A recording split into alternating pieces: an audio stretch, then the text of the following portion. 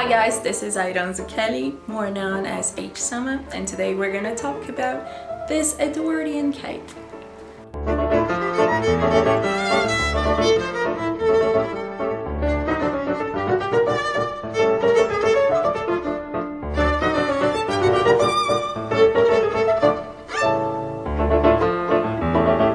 Today I'm gonna teach you how to make this cape. This is a 1904 Edwardian cape that you can wear it with a button closure, or you can tie a ribbon on it, or even if you push it, you can wear it inside out. But it really depends on your fabric and what embroidery you're doing. If you're new to my channel, subscribe and check it out my other videos. I hope that you guys are gonna like it. And special thanks for Torta Cubana, which sent me this amazing pattern. I guess I could call it that. It's a fashion plate from 1904 cape or capelet. So my interpretation had to be a little bit loose in some areas because this is what they say about this November cape. Cape, use the scale corresponding to the bust measure to draft this cape, which consists of first cape, second cape, and cape. Regulate all lengths by the tape measure. Place the three capes consecutively with the corresponding portions together. Join them at the neck and finish. Turn back the cape proper on the dotted line and revert effect. Make any desired material. So these were very non-specific descriptions of a cape, and this kind of remind me of the books that my grandmother had. So she herself wasn't Edwardian, but her mom was, and she had inherited some of her mom's and her grandmother's books. And these were pretty much what she had to work with.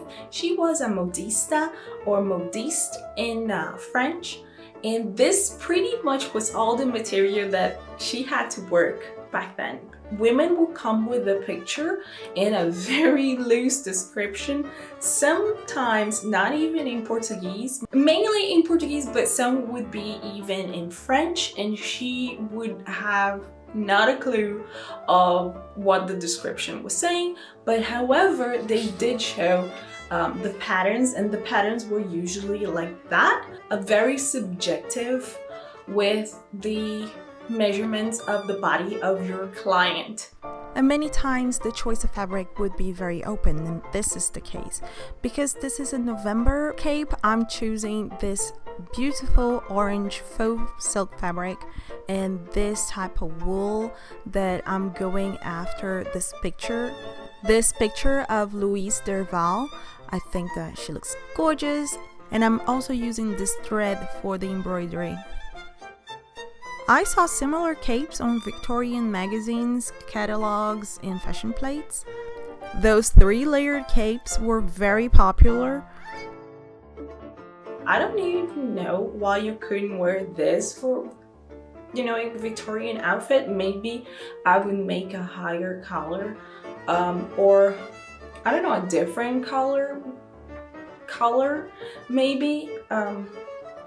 I don't know, just because higher necks are a thing. I saw most of the Victorian ones with frills, but I don't know why you couldn't wear this. Maybe if you guys know why this couldn't be worn, let me know in the comments. But I saw some similar ones from 1826 to 1828. And those layers were 5 inches, 10 inches, and 12 inches. And since I am taller, I did some altered. You don't need much to make this cape at all. You only need to measure your neck. And if you measure by yourself, be careful to not strangle yourself. Put it lower, right next to your collarbone. That's your measurement. And then from the neck up to under your bust. And here's a budget-friendly tip. I'm using kids' table covers. To make this pattern, get the measurement of your neck and fold it in half and hold it like so, and you're gonna trace it around. on your drafting paper or on your table cover. Then you need the measurement of your neck to under your bust, and you're gonna measure all the rays around this half circle. Then all you need to do is to connect the dots.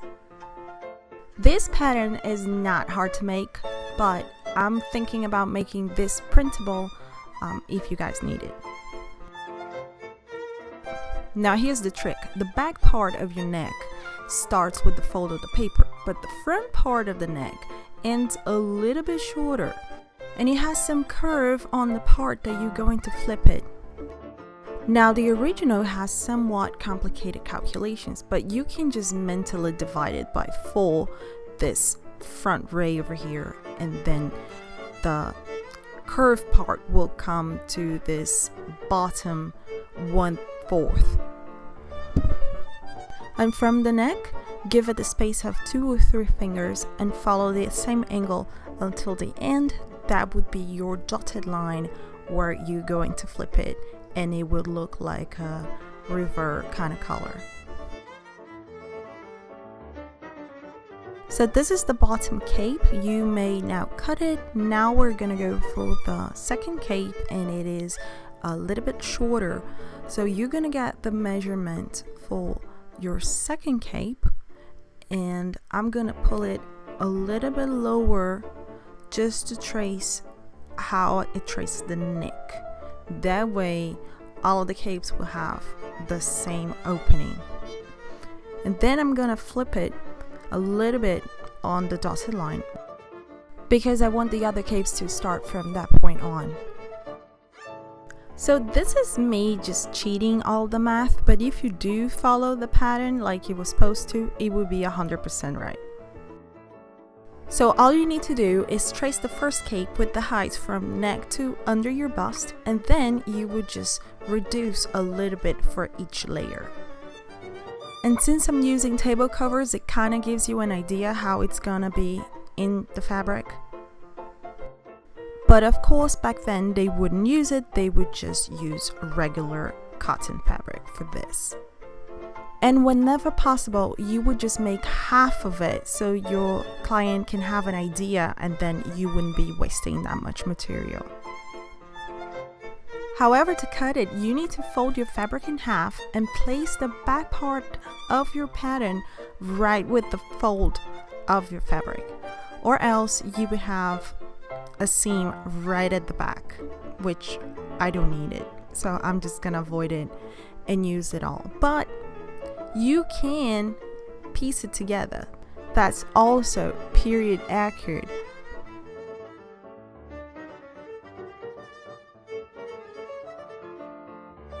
And talking about period accuracy, just be happy, just do you know, if you are not sure what are the techniques or anything, but you would love to make anything using some old patterns, just go for it. Be happy. Life's too short. Anyways, cut all pieces with a seam allowance on the bottom, but don't leave anything for the neck because that would be finished with the bias. Oh, and by the way, thank you for the amazing support that you guys gave me on Instagram. This cape alone got almost 1,000 likes. That's amazing. This is something that truly motivates us creators to push it further. I know my worth is not measured by numbers, but considering that I have such a small account, to get that much of attention, it was pretty impressive to me. I never got anything like that. But moving on, now we're gonna cut the lining, and I just put the top part on top of the lining and I cut it as I see. Not that I need it, but let's do a quick recap. This is how the patterns were originally, and this is my view. Looking pretty similar. And of course they were all folded in half, but now we need to open them up and baste it all together. We're gonna put the bottom part with the bottom part, the second part with the second part, and the top part with the top part. And because I'm doing the old-fashioned hem, I'm putting the wrong side with the wrong side. And to make it even easier, I'm just gonna flip it the pattern and trace it all around with the chalk. And we're gonna baste it together on every single line that you trace it. Now to baste it, my grandmother would say, always, always, always use a thread of the color of your fabric. Now these threads though, they're not period appropriate, but they are great to use. Bernadette Benner has a wonderful video explaining the difference between the threads that we use now and then, and I'm gonna link it into the description. Believe it or not, this color of thread was actually very hard to find. The color is manatee, which is like a brown and a gray, something between. I doubted that I would find period appropriate threads that would match, you know, it would be impossible. I would have to hand dye this, and I really just wanted a quick project. I mean, can you even like historical sewing and you don't have a cape? I just needed one, seriously. And even though this is time consuming, I find it very satisfying, and this has been helping me through this quarantine. But also I had some help, not from him, but from this. Oh my gosh, this is amazing. I really wanted to get one in a while. This is a 1852 sewing machine in working condition. This is amazing, and this is hand crank. I never used a hand crank machine before. I have one kind of like this, but all electric. This is the type of machine that my grandmother would have inherited from her mom, and it's kind of like in a tradition in my family to big gift a Singer sewing machine. I don't know if it's Singer or Singer. We say Singer in Brazil though. And if I can give you one tip to get your work clean and faster, is to roll the piece that you're working on. Unravel it as you are sewing and roll it back again once it's finished. That way it's not like a mess and all of your seams are gonna be straight. And here's another tip that I don't know how period appropriate it is. I'll use the manatee gray on the top thread and the pumpkin orange on the bobbin. Then you're gonna pull the top thread with the needle to the back side and tie it with a knot. This is something that you don't have to do, but if you are planning on wearing your cape inside out, it is nice to have a Nita inside. And talking about the inside out part, you're not gonna sew all the end to this flipping area, just sew until the dot area. And now we can go for the embroidery part. Appliques were very popular back then, and they are a lot quicker to finish, so I can wear my cape. So here I just did a freestyle hand drawn that looks similar to the cape of the fashion plate, but you don't have to use this. You can use lace, you can use any sort of fashion fabric that you want. And to trace your pattern to your fabric, this is something that they would have done. You put the drawing that you did on a cloth that is a little bit cushioned, and then you poke the paper, tracing all around the lines. That way, when you rub your chalk on top of it, it will go through the holes and it will stay on your fabric. That way, you can just flip it on the other side, and then you would have a perfect mirror image. And this is how you trace embroidery to fabric very easily. And easier than that is what I did. And this is absolutely cosplay cheating. So I pin everything with a million of pins to the piece of fabric that I want to get my applique from, and then I will cut it. Technically, I should starch it, iron and starch it. That would make it a lot easier, but like I said, I was cheating. Then I place all of the little pieces like a puzzle on my lapel, and I put the drawing sometimes on top of it just to make sure that everything on this is on the right position. And instead of doing the right thing, that would be to iron, starch it, iron again, baste everything and not have a single pin, because that would make the satin stitching a lot faster and smoother. No, I cheated and I thought that I could just do, I don't know what I thought, but then thanks, I hate it. It was wobbly. So I did it again, trying to do the right thing on the other side. So on the right, I did everything correctly. Plus I pieced some fabric to put it on the hoop. And on the hoop is where embroidery should be done. There is no cheating on that, and I should know better. Anyways, it is time consuming, and I really thought I was doing, I don't know, such a clever work, but it wasn't. Do your embroidery on your embroidery hoop.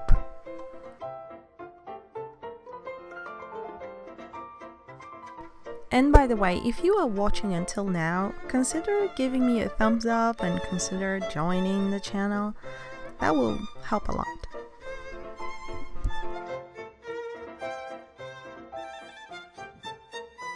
Okay, one thing that I wasn't sure about this pattern, and I totally had to guess this is made up or my speculation just to make it a little bit fancy. I wasn't sure if these layered ruffles were supposed to be attached to this panel or if they were supposed to be loose like that. So my interpretation is that it could be both. So if you're doing something that you would like to wear in different ways, like I'm thinking of like closed down or I don't know, inside out, I think you shouldn't attach it. And I also thought that with the winds of fall, it would be really cute if, you know, these ruffles just flew away or were able to fly away and show this peekaboo effects that I'm doing. But if you're doing just like full black on black, I don't really think you need. And as a matter of fact, I think if they were to be attached to this border right here, the effect on the ruffles would be even prettier. I wasn't sure because it didn't have any explanation. So I just had to guess. But I don't know, I kind of do like when it moves. You let me know in the comments which one do you think it should have been, if it is alright to let it loose like the way it is, or if I should have attached. And I guess if I did have attached it, it would be a very neat and perfect.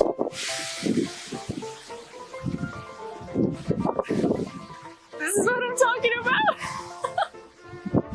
I do think it's cute though, even though it went to my mouth. Anyways, back into finishing our piece. It is time to do the hemming. So I flipped all of the hem towards the inside to the correct position, and I put a million of pins, but then I basted all into the right position and iron it crisply. That way it's a lot easier to do the hemming stitch. On this one, I'm using my personal favorite, which is the invisible stitch, I think. It's kind of like a felling stitch, but you won't be able to see on the outside of the fabric. Actually, you won't be able to see on the inside at all, because those are just very, very tiny stitches that run between the two fabrics. And that was actually the one that I have chosen to, but there isn't any explanation in the book. I think you could just bias all around as well. The book literally just said finish it. And that's what we're going to do. It doesn't say specifically that it has a color, and it doesn't really have a pattern for it. So I think it was meant to be a bias, and this is kind of like what we're going for. You could just do just a bias of the same color of the lining, but I'm going a little bit different. I'm gonna cut a little bit more than the circumference of the neck in this little piece of fabric, and that would be my collar, kinda. It's gonna be like a bias. And you could make your bias with this tool, but I'm just gonna go old style and just measure and iron it. That's it. You just have to starch it. That would make it a lot easier. And I'm also going to do this with a little bit of the orange to make some details. And this is how it looks like. And before we can do this, first I'm gonna do a quick bias around the neck with this pumpkin orange, the same color of the lining, just to make it neater on the inside. And then on top, it will go the fancy color that we just made. You're gonna try it on and pin everything on place, and then baste it, and then hand stitch it into the place.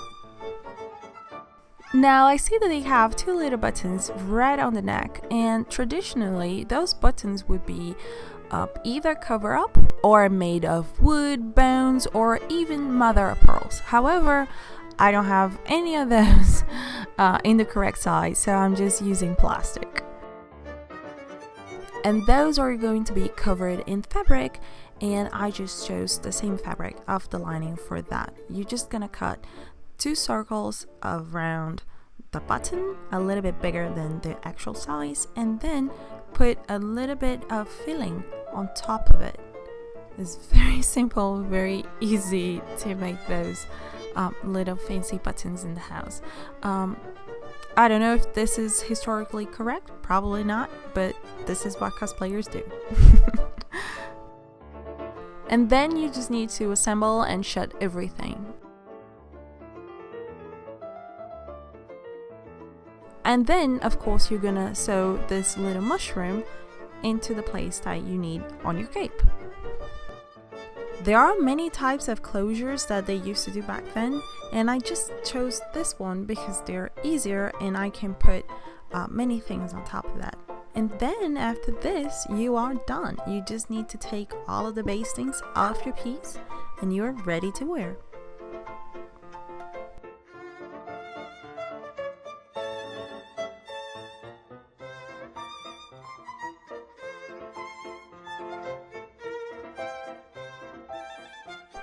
And this is how it looks if you tie a ribbon on it. And on top of the ribbon, you can also put some ruches that I think might be a little bit excessive, but I like them. I also would like a bigger bow. And this is it. I also made the belt. If you guys are interested in the video, let me know in the comments.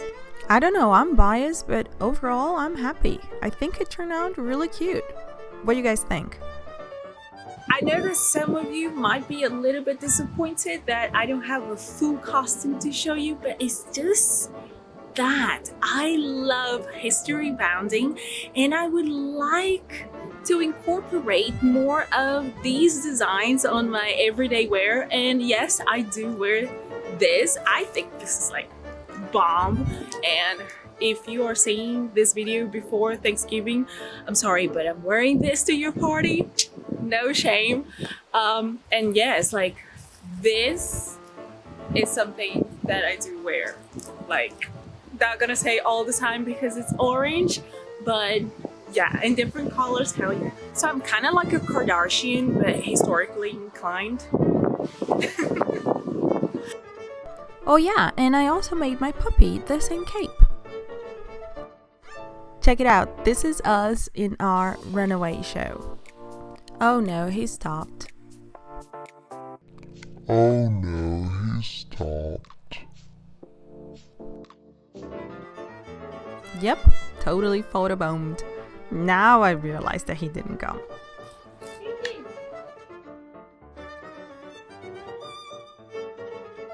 Oh my gosh, again? So that was it, guys. I hope you guys have enjoyed it. And I'm gonna take my cape off and take this little puppy cape off too. Bye!